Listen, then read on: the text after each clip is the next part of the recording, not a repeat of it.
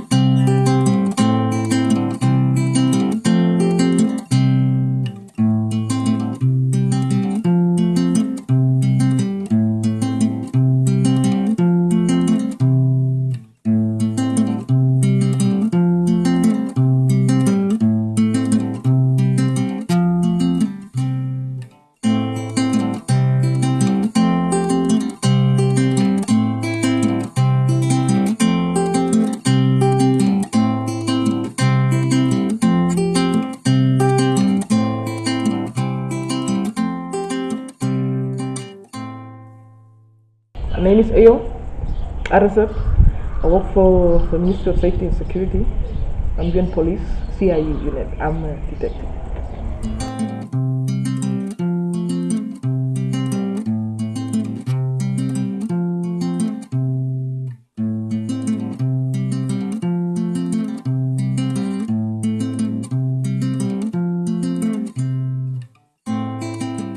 My name is Veronica Bock. I'm working for Wings to Transgender Namibians as the Programs Officer. My name is Celine Watson. I'm a woman, I'm a mother. I'm a receptionist in an LGBTI organization, my passion. My name is Madam Jelena Timbo. I'm the Executive Director of Wings to Transgender Namibia. My name is Kevin Randin-Wisep. I'm from Windhoek. I'm a caseworker Society for Family Health. Yeah, and I identify as a transgender man. Trans for me is the changes that you go through from identifying as female to male. Being trans, it's more about changing who you are for other people. It's more about what you wear. I believe it's being the inner you that has to come out. And then people has to see it, and you have to believe and love yourself for that. Like for me, people believe that being trans means that you need to hate your body or you're not comfortable with your body. But for me, trans means that I am very much in touch with my body and in myself.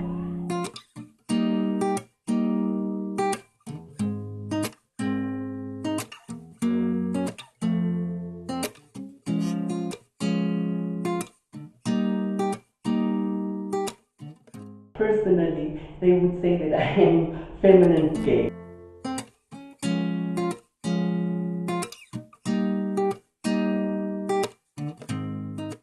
Number one, people have this thing of thinking that we do things unnaturally and that we are promiscuous when it comes to the sexual practices that we have. The society think we are gay and lesbians. They don't really understand that we don't assign to our born sex and the gender roles. I mean, so they just look at us as gays and lesbians, and that's frustrating because they use, most of the time we are being misgendered because of that conception. I believe that I was trans all the time. I was just not familiar with the term. So I was going by lesbian men, which didn't even make sense. But then when I was in that, it made more sense to me. And when I discovered that this identity is there, I am who I am. At that time already I called myself as Gerald, and Gerald was the name I would relate to more as men, and we were identified as not trans men but lesbian men.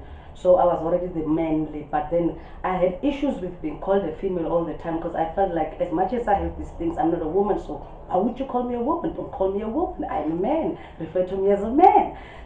I thought I was just gay, but then it was just a feeling and a thought that I had. But then deep down inside of me, I knew I am a woman. But then when I came to that school, it just immediately said, no, you don't fit in a normal way of being a woman. Yes, you were born in a male body. Embrace it and love it. So that's where I found it. I was 18. No, I'm lying. I was 16 years old when I finally realized the term was not available at that moment for me, informed-wise, but then I knew I was a woman. So transgender, it was not in my mind. But then when I was in the early 20s, I knew, yeah, I'm a trans woman.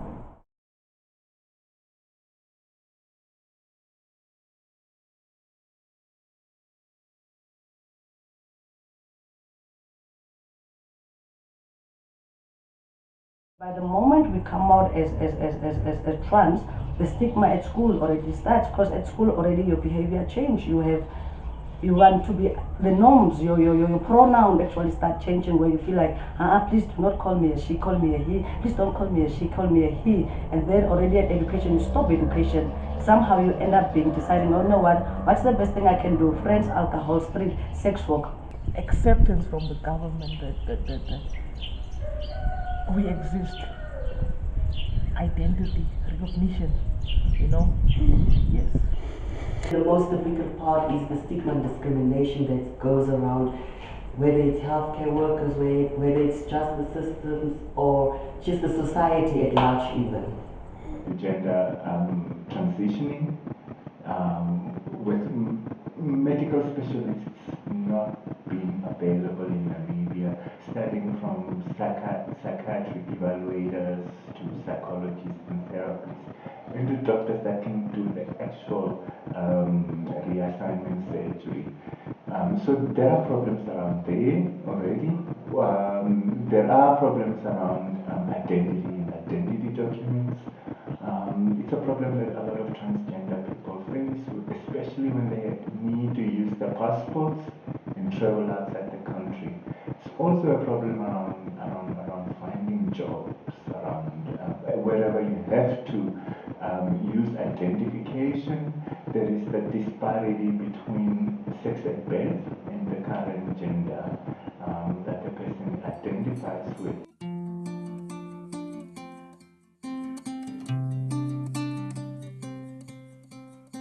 Not only within the trans movement, but within the LGBTI movement itself, because of how we are expected to behave, how we're supposed to fit into the stereotypes of what a trans person should be. So, for example, if you're a trans woman, you're supposed to act, wear, behave in a certain way that is acceptable as a woman.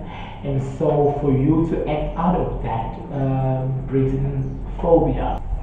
The masculine lesbians look at us as lesbians also. They look at us as people who want to be men, women who wants to be men, but they don't understand that we are already. They will tell you like, you're not man enough, you are, what is the word that the word was sometimes in Afrikaans, like, it's because of people like you that people would end up seeing us as women, because you say you are a man, but then why are you so? Because I would wear a dress and still feel as a man. It does not make me less of a man.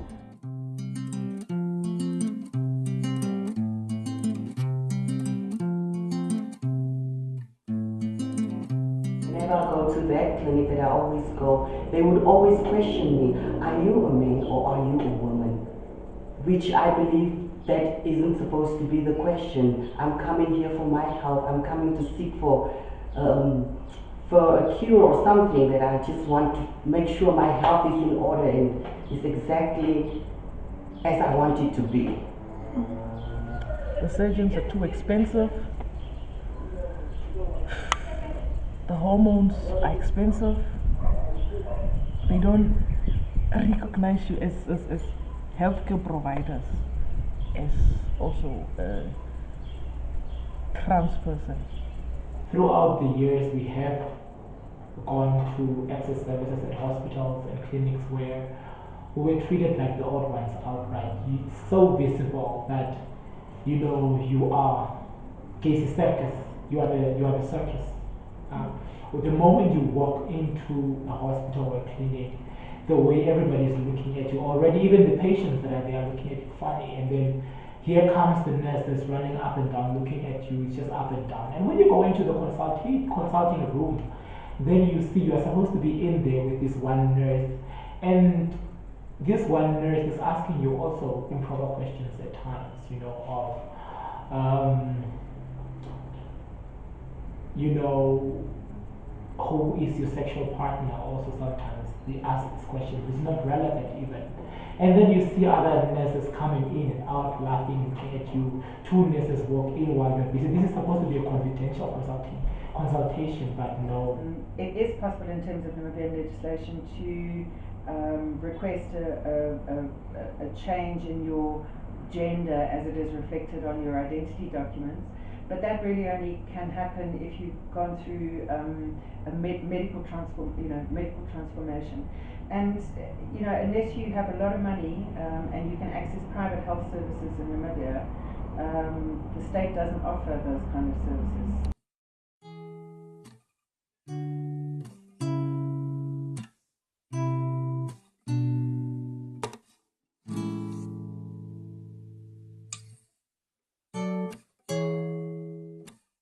In Namibia, the legal framework, insofar as it relates to trans people, there are no specific laws that refer to trans people specifically in terms of criminal offences, for example.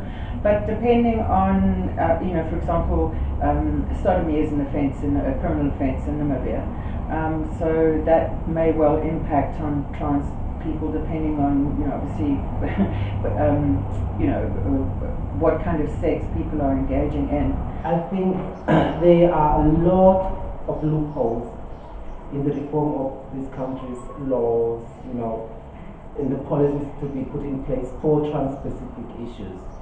And I think there's a long way for us to go, because right now as trans people, we should focus on advocating for our basic human rights to be recognized, changing of the identity documents, the gender marker, the health services, providing equitable services, and just employment also to make sure that we are treated equally. So the person that has been a bit around in the movement, I don't know if I should say there is law, unless these bylaws and these the 21 Acts and those things that also affect trans people when they look at indecent behavior or indecent what. But then I would not really say I know much on what the law is saying about me being trans. Before I was trans, I am also a human being. So there is a lot of work to do. Unfortunately, precious little funding. We do work together with Transgender Namibia and other trans rights organizations to see how we can advocate for change and improve the quality of life for all trans people in Namibia.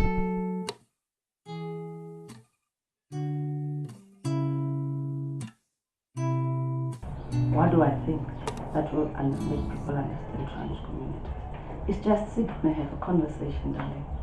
Ask a question with respect, and I'll answer you with respect. Just a thing of let's talk to me. Like I'm an open book. If you ask me a question, I'll answer you. Because that thing, it's the lack of understanding, lack of knowledge. Because when we think of transgender people, we only think of certain things. Oh, they hate their bodies. Oh, they want to do surgery. Oh, they are not happy. Oh, they are. But no, it's not that. It's just that have a conversation with me, and you will hear to understand me and say, okay, no wonder you. And then you start relating to some things that I have trans person has experienced. You as the cisgender, heterosexual or homosexual will say, oh, now I understand why A and B was like that. So it's a thing of communications. Just let's talk to us. Not all of us are, like you say, what are the words they say, very angry people and no, some of us will be like, yes, talk to me and I'll talk to you. So I think we should just talk, wait time and talk, and listen and observe.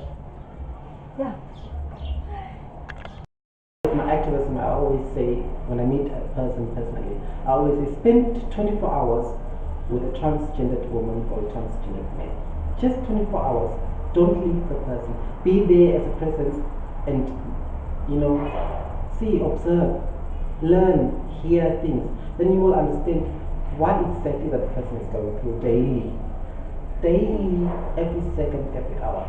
Because you will never understand reading about transgender issues. You won't. You won't understand looking at a TV advert or a TV documentary about transgender people unless you have experienced it. So I invite all the allies. I invite the lesbian girl that is sitting out there, the gay boy that is sitting out there. Spend time with me as a transgender woman.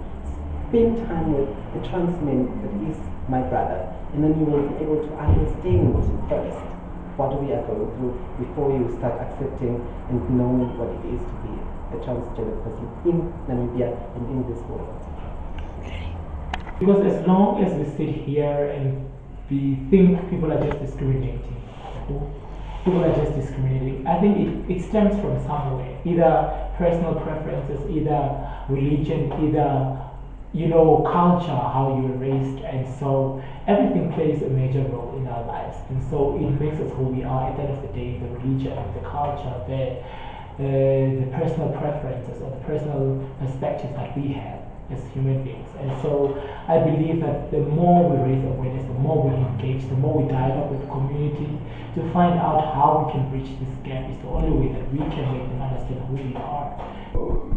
We need to respect the trans community for what they are doing for the LGBT, the rest of the LGBT communities. As a cisgender person, for me so much more difficult to get the service that I need. No one can read that I'm gay. Maybe some suspect, but do you know what I mean? A trans woman, male-bodied, but identifies as a woman, goes to any public service provider, faces ridicule, faces exclusion, faces dog whistling and cat calling in the street on the way to the service provider, is likely to get attacked physically or verbally, is likely to get fired. And so what they face as the trans community is exponential in terms of stigma and discrimination on the rest of the population's face.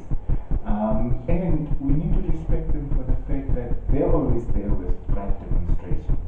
In fact, Christopher Street, what we celebrate as gay pride marches all over the world today, was led by trans people in New York many years ago. We need to respect them for what they do, for their bravery, and for being able to stand up when the rest of us can disappear in the populations. They always stand up and they demand for rights which usually get them enjoyed by gay men and lesbian women, and rights when they get realized more often than not leave out trans populations.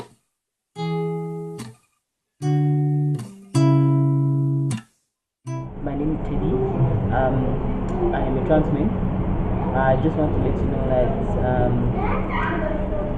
it's not easy, but it's worth it. So live your life as who you are. You never know at what stage people come out as know yourself, because only you yourself can define truly who you are. You can never let anybody define who you are. Hi everyone, I'm Beyonce, trans woman from Namibia. This is my brother, a trans man, AJ. We are here to give a message to our young ladies, the ones that are still in the closet, that don't know what they are. If you are still in the closet, guys, please come on. It's not something that actually are scared of. It is a long journey, as you know. It's a hard road to be walked on with Yeah, trans is beautiful. Yeah. You like? Yeah. You know. Hello.